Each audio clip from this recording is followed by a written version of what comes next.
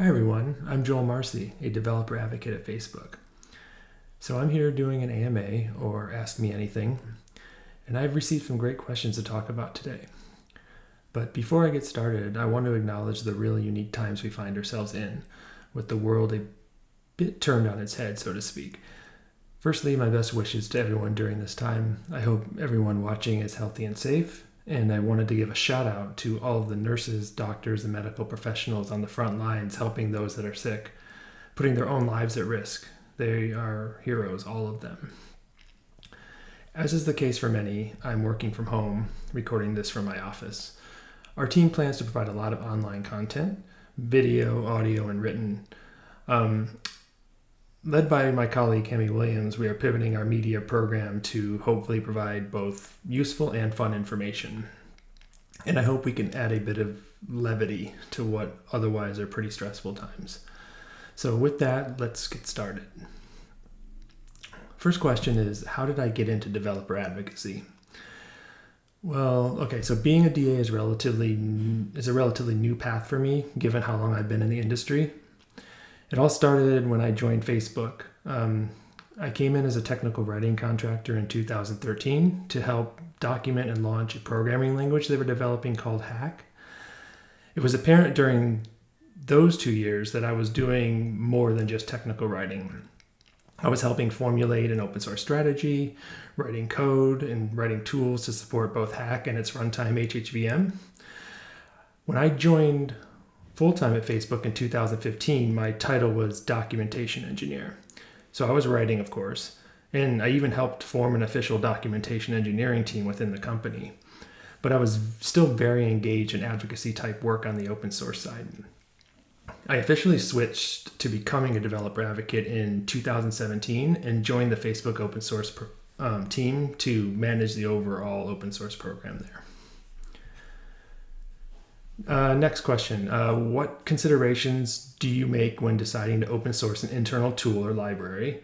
And what process do you follow from inception to finish? So the open source team at Facebook is relatively small. We don't create most of the projects that are available to the community. Engineers, developers, and others outside our team working on projects, they internally decide that they want to open source their work. So generally, a lot of the code is already written. And so in order to open source a project, we have what we hope is a fairly lightweight process to follow.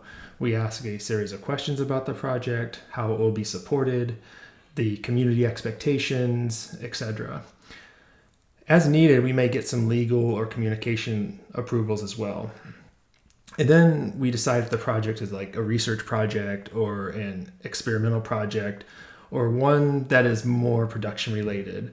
And that determines which GitHub org the project will be placed.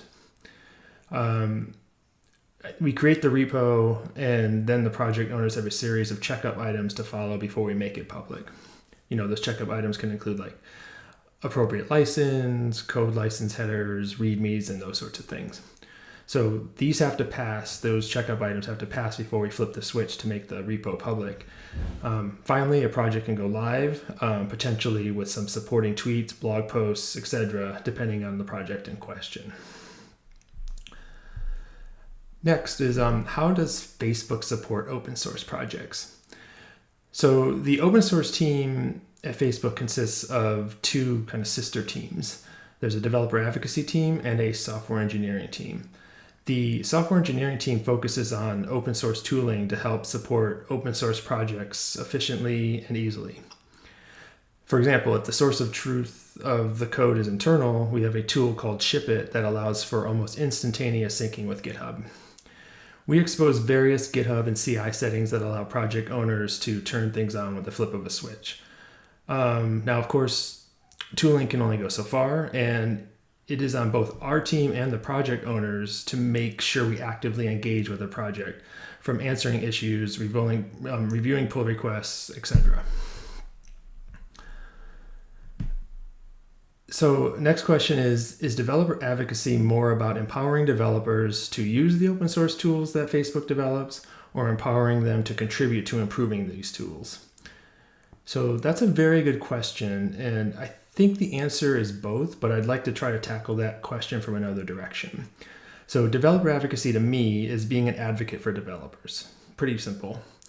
And so we need to understand their needs and frustrations, and we need to see if either we have a project or a set of projects that could alleviate those, or if we don't, we want to bring those concerns back to the team internally to see if we could in the future solve those problems.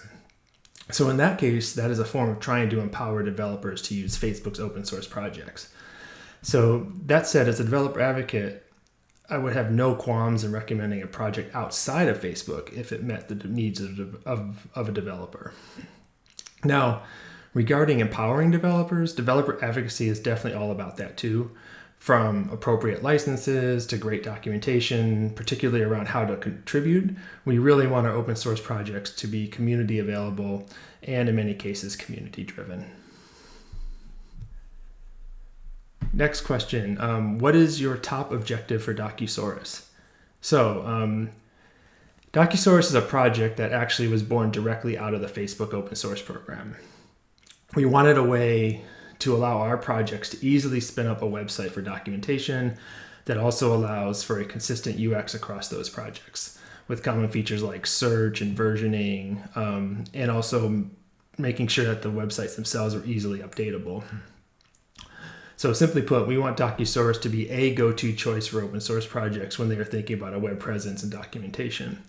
Now, with version 2 of Docusaurus on the horizon, I believe that objective is still generally the same, but maybe with a small twist. That small twist is extensibility. We still want it to be super easy to spin up a site for your project, still providing those common features out of the box that I mentioned before. But we want to now allow folks to plug in their own functionality easily as well. And finally, final question. As a developer advocate, do you think it's appropriate to call your younger brother out in his Little League baseball game when he was clearly safe, asking for a friend?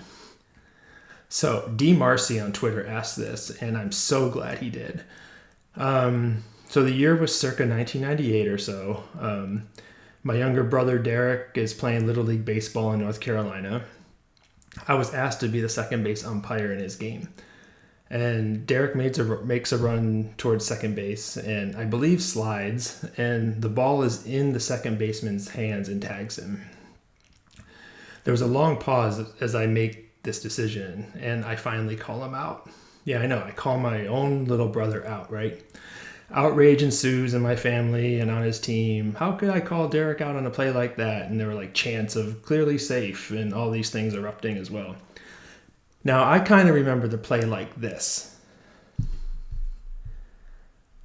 And I really sold it that I was thinking hard about it too, right? Even though he was definitely out.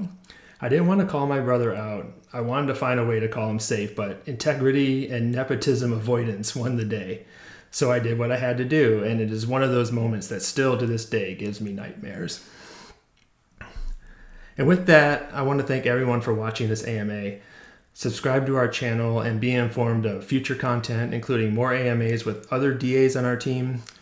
And most importantly, stay safe, everyone out there, best of health, and we will continue to engage with you online. And until then, I'm out. Thanks.